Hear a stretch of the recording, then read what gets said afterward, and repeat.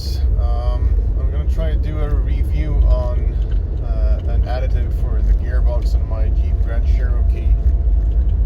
This gearbox is in some serious need of TLC. The car's been sitting for 10 years, more or less, and I'm pretty sure nobody's ever changed oil in this, or at least not for 15 or 20 years.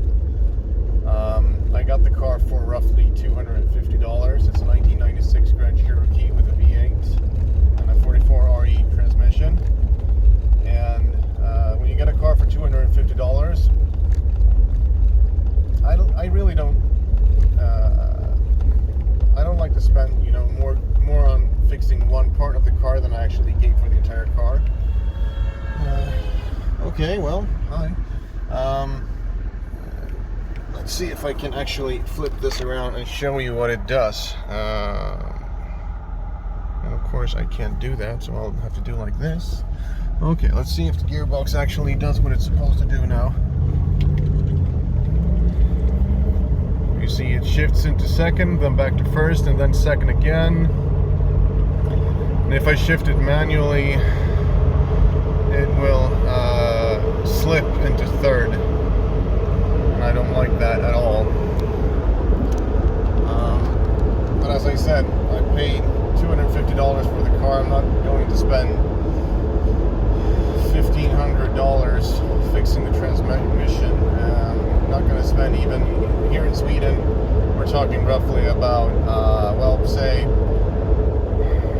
$450 to get the transmission oil changed if you drop the car off at a garage. If I do it myself, the parts alone will be $200 for the oil and the transmission filter and all the gaskets that's needed and stuff like that. I am going to try another route with this. So we'll see if that actually works out. I hope it does, but I'm not sure. But it's worth a try, because this fix, if it works, will cost me roughly $40. That seems more appropriate for the car.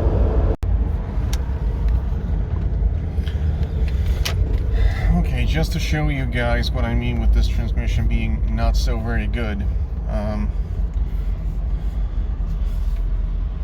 This is what happens when I just try to take off in first.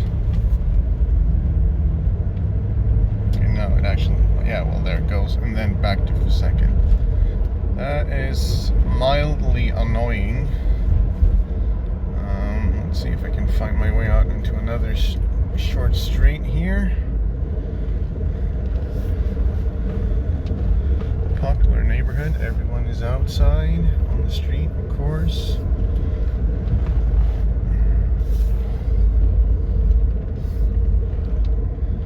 Okay, we have another.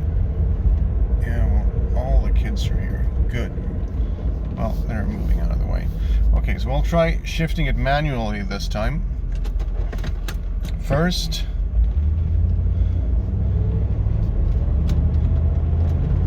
second, and it just smacks it in. And then going to third, and it just starts slipping, and finally catching third if I let go of the throttle. So those are the issues that I'm trying to actually fix with this miracle soup, or snake oil if you want to call it that. I haven't seen any reviews on this product yet.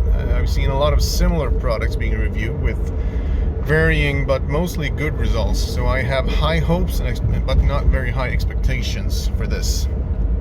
It's worth a try, isn't it?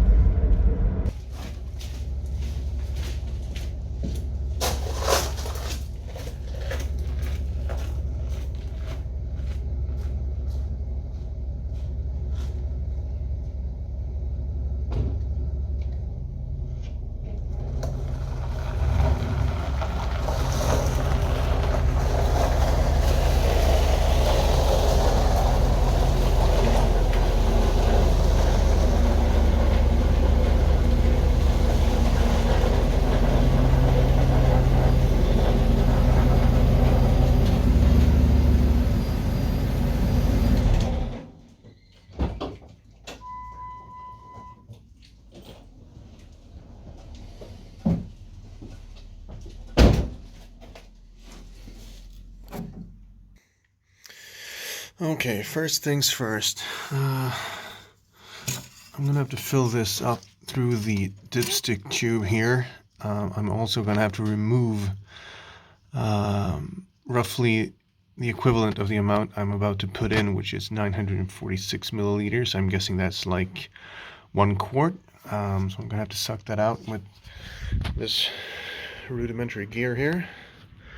I'm pretty sure it'll work. So I'll start with that. Remove as much fluid as I'm going to put in it, assuming the level is okay, which I'm pretty sure it is, and we'll take it from there. Okay guys, so these are half-liter cans of quite badly smelling ATF fluid. It does smell a little bit burnt. It's kind of dark colorish, not so much red anymore. Not even sure if that's what's supposed to be in this gearbox. I highly doubt that. Anyways, time to fill in the additive instead.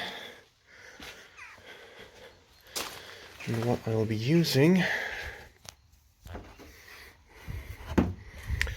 is this, the Rislone transmission stop leak with repair. Stop slip with leak repair, sorry. English is not my native language, believe it or not. So it says, guaranteed no slipping with smoother shifting. Yeah, right. Well, will it work?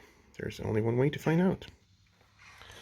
As with most of these additives, this is very, very thick and gooey, and this will take a while, I guess. If I just gently squeeze the bottle, it stops just overflowing from the dipstick tube, and I don't have a funnel, so this is the way I'm gonna have to do it. Okay, so we have filled in the entire bottle of Rislone stop slip and leak repair. And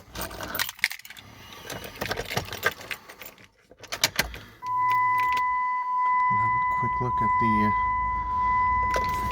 gearbox transmission oil level. Sorry. Let's see here. What if I turn the fan off for this?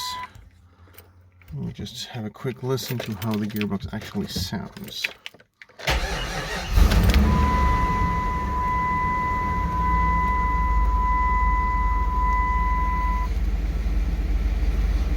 Sounds normal.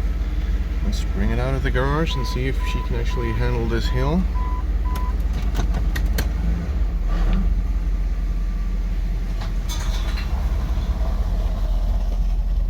What's that?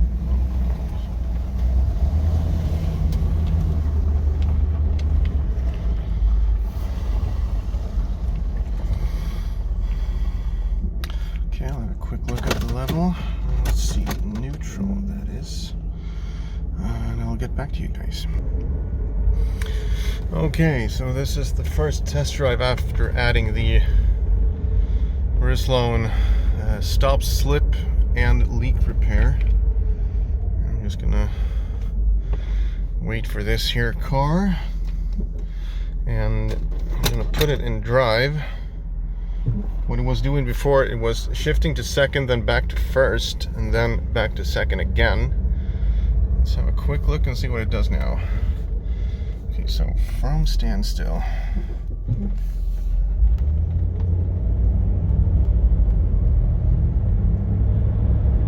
Oh my god, yeah, well, there it goes.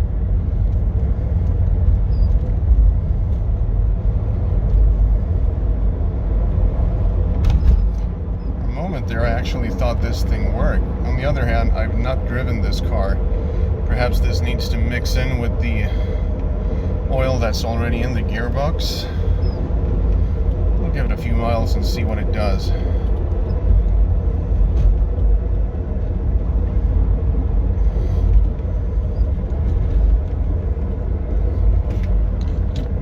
Okay, you actually... Well, there you go.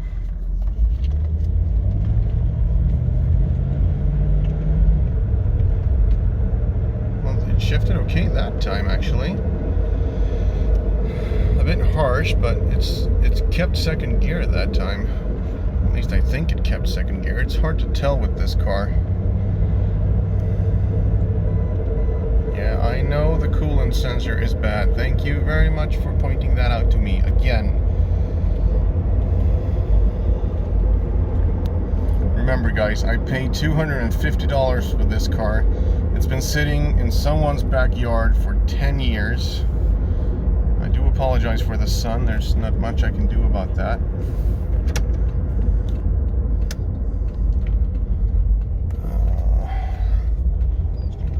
Out here, we can actually come to a complete standstill. We'll try this again.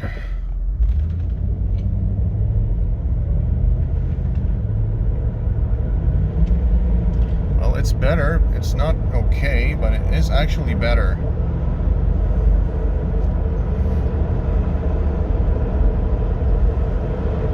I think that's third gear.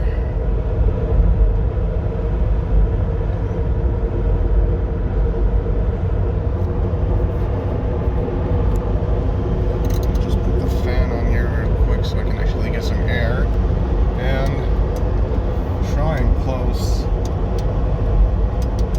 Hello. Thank you.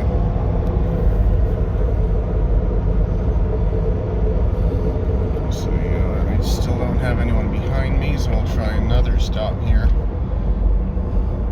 I'll shift it manually and see what it does.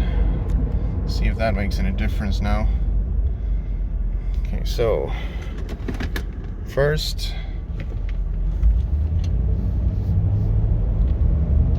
second, well, it still kicks the gear in, and drive, and let's see if it slips. And it does, but not for much.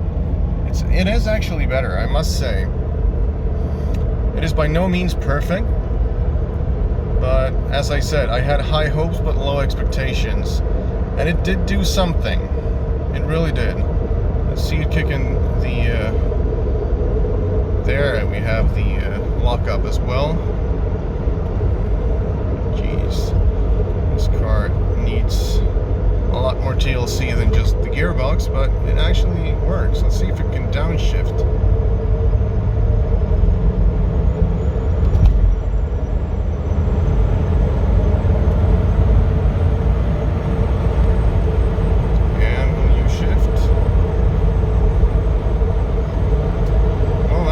As well. This is really too quick for this road though. That's more like it. It does say on the bottle it can actually take a couple of kilometers. I think they say most times you will feel an immediate improvement.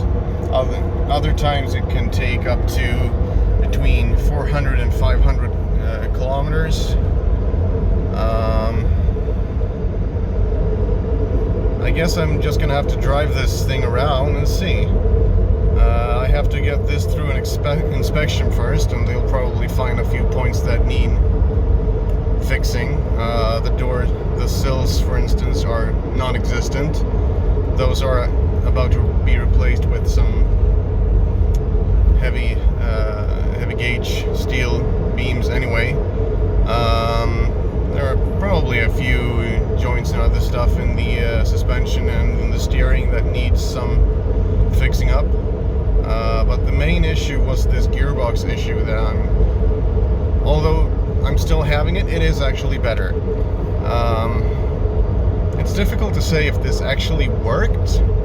I would like to say it did, because it does shift smoother when it does shift. And I guess the only thing I can do is just hope that it'll actually improve with time. And if this car will pass an inspection, well then I guess, first of all, that actually turns the value up quite a bit here in Sweden, because that means you actually have 14 months of driving this car before you need to pass another inspection. And also, if I can make this pass an inspection without it costing me the whole world and a bit more, then it may actually then I may actually consider changing the gearbox oil and the filter, perhaps flush everything out, you know, just do whatever I can to make it run as best I can, or as best it can, I should say. Right now it's cruising along pretty good. This additive is also supposed to lower the gearbox oil temperature, and I could actually see when I took out the old oil, it actually had some foaming, and that is, as far as I have learned, a sign that the gearbox oil is actually running kind of hot. And this car does have a transmission cooler. It's a separate cooler, I think, in front of the radiator and the AC condenser. But these gearboxes in these cars are notorious for having issues with overheating and poor shifting and so on and so forth. These transmissions can also be found in some late 90s Dodge pickup trucks. Almost anything four-wheel drive with the 5.2 Magnum V8. Just gonna have to turn around here. No need to go any further today. This car here, get past. The viscous coupler in this transmission, this transfer case is also kind of funky. Well, it still does that, but it does it very briefly now, and it's not as harsh. Have a look. Okay, so from standstill.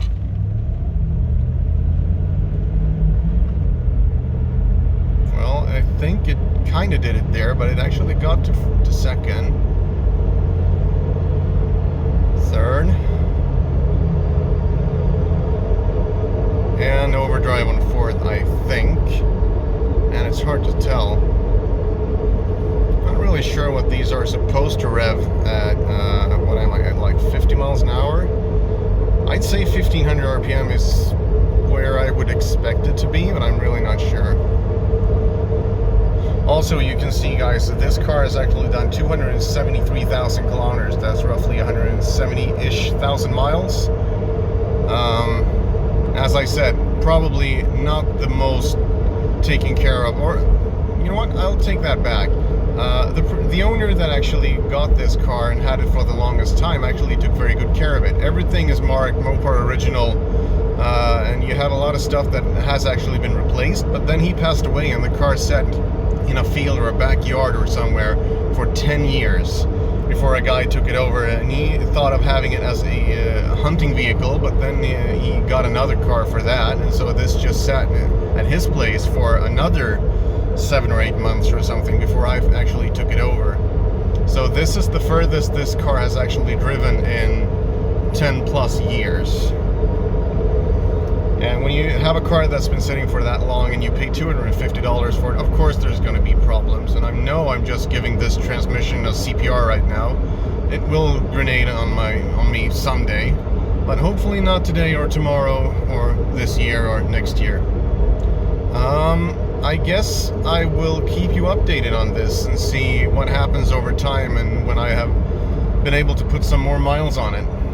So stay tuned, and thanks for watching. There's one thing I forgot to tell you guys as well.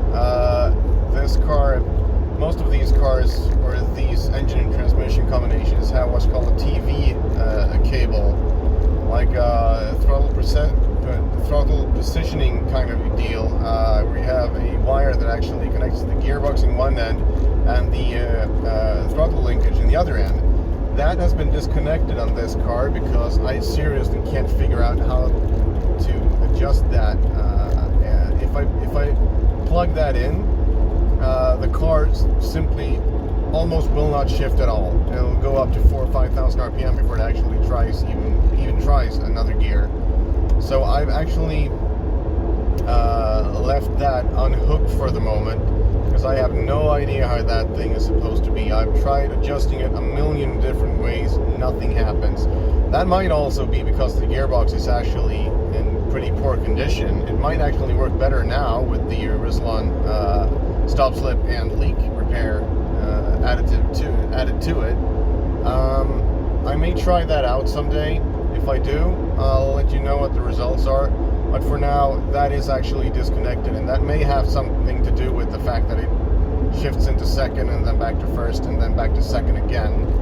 I'm not sure. I've read all the forums and all the posts, and all the experts have said different things, and nobody seems to know how to actually adjust that thing, especially here in Sweden. Nobody has any idea. So, well, you know, and mine is the kind of, you know, like the self-ratcheting deal where you actually, you push a button and you just pull it out, and when you open the throttle, it'll actually adjust itself. Yeah, well, that's not working out too well for me. So, well, anyways, guys, I'll let you know what happens and if anything improves or deteriorates, or if the transmission blows up, or if the car doesn't pass an inspection and I'll have to walk home 130 miles. Time will tell, I guess.